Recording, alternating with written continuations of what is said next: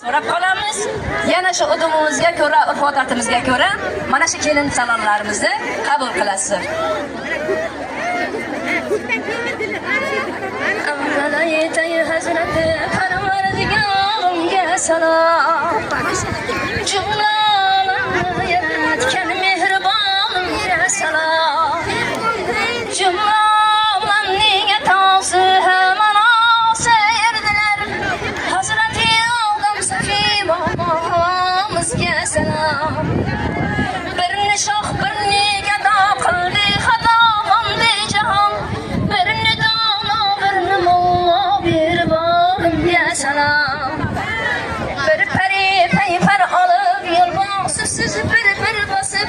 Qaynona yo'l qaynotasi ahli jamoaga salom. Yetti o'g'il yetti qiz bersin xudomonde jahon. So'zingiz shiru shakar shirin zabon xush keldingiz.